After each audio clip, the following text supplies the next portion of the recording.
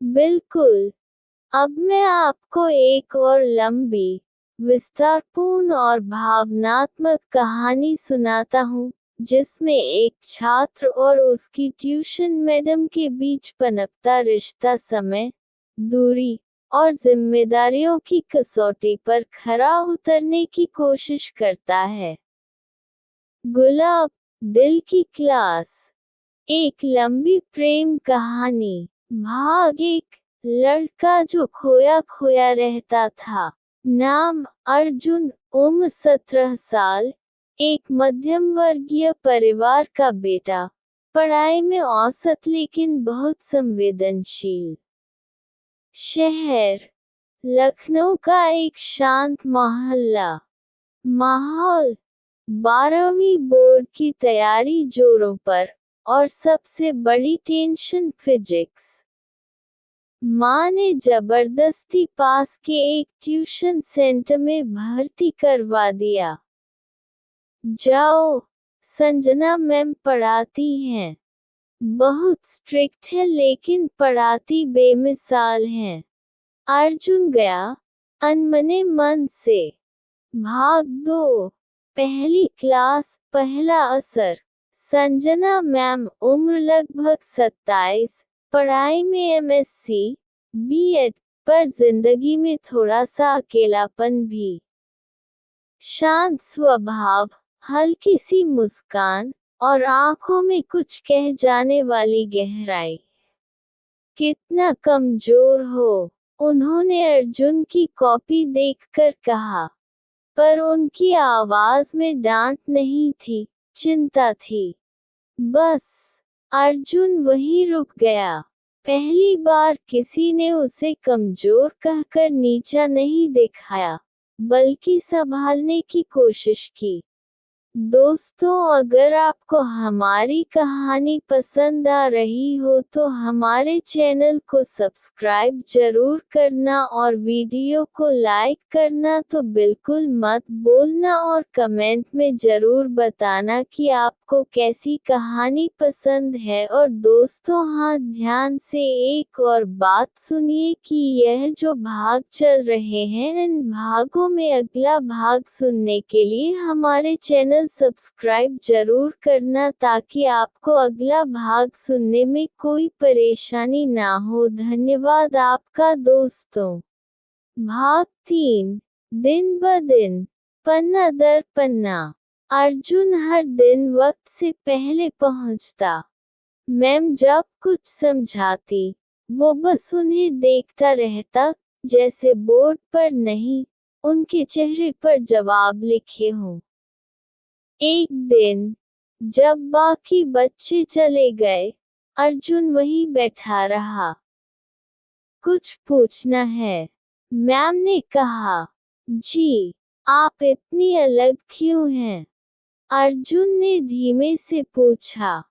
संजना मुस्कुराई, लेकिन इस बार उनकी आंखें नम थीं। क्योंकि जिंदगी ने मुझे वक्त से पहले बड़ा कर दिया। भाग 4। प्यार का पहला पन्ना। अब ये सिर्फ पढ़ाई नहीं रह गई थी। अर्जुन को समझ में आ गया था, ये सिर्फ आकर्षण नहीं, कुछ और है। वो सोचता था, क्या मैम भी कुछ महसूस करती हैं? क्या उन्हें भी मेरी बातें अच्छी लगती हैं? एक दिन वो बोला, मैम, आपसे कुछ कहूँ तो आप बुरा तो नहीं मानेंगी? संजना चुप हो गई। आप बहुत अच्छी हैं, और मुझे आप बहुत पसंद हैं। संजना का चेहरा उतर गया। अर्जुन, तुम अभी बहुत छोटे हो। तुम्हारी ये भावना गलत नहीं है, लेकिन ये समय सही नहीं है। अर्जुन कुछ नहीं बोला, बस उठा और चला गया। भाग 5। दूरी। उस दिन के बाद अर्जुन कई दिनों तक ट्यूशन नहीं आया। संजना ने भी मैसेज नहीं किया, पर हर शाम उनकी आंखें दरवाजे की तरफ उठ जाती, शायद आज वो आएगा। एक हफ्ते बाद अर्जुन लौटा। चुपचाप बैठा, सवाल हल किए, कुछ नहीं कहा। संजना ने कॉपी वापस दी और एक नोट लिखा था उस पर। ग्रेटर देन, प्यार करना गुनाह नहीं, पर उसे वक्त से पहले कहना रिश्तों को तोड़ देता है। जब तुम सही समय पर लौटोगे, मैं शायद वहीं खड़ी मिलूं, या शायद नहीं, लेकिन तब तक खुद को बेहतर बनाओ। भाग 6। 7 साल बाद अर्जुन अब एक सॉफ्टवेयर इंजीनियर बन चुका था। बेंगलुरु में नौकरी, सफलता, पैसा, सब कुछ, लेकिन एक खालीपन अब भी था। एक दिन ऑफिस के काम से लखनऊ आना हुआ। बचपन की गलियों में घूमते घूमते उसी ट्यूशन सेंटर के पास से गुजरा। बोर्ड अब भी वही था। Sanjana classes physics, chemistry, mathematics.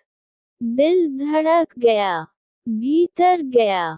Sanjana अब भी वैसी ही थी, थोड़ी सी उम्र बढ़ गई थी, पर मुस्कान अब भी वैसी ही। अर्जुन, उन्होंने आश्चर्य से कहा। हाँ मैम, मैं वापस आ गया। भाग 7। अधूरी कहानी की पूरी शुरुआत। काफी देर तक दोनों बैठे, बातें की, पुराने किस्से याद किए। अर्जुन ने चुपचाप उनकी ओर देखा। मैम, अब अगर मैं कुछ कहूँ, तो क्या बुरा नहीं मानेंगी? संजना मुस्कुराई, जैसे इंतजार कर रही हूँ। मैं अब भी आपको पसंद करता हूँ, पर इस बार उम्र भी सही है, वक्त भी सही है। संजना की आंखों में हल्की नमी आ गई। और मैं अब तुम्हें बच्चा नहीं समझती अर्जुन। अंत या नई शुरुआत, प्यार अगर सच्चा हो, तो उम्र, हालात, दूरी कुछ भी आड़े नहीं आता।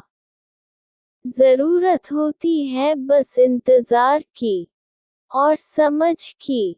अगर आप चाहें, तो इस कहानी का दूसरा भाग भी लिखा जा सकता है, जहां अर्जुन और संजना के रिश्ते को समाज कैसे देखता है, परिवार क्या कहता है, क्या वे दोनों साथ रह पाते हैं। बोलिए, क्या कहानी आगे बढ़ाई जाए?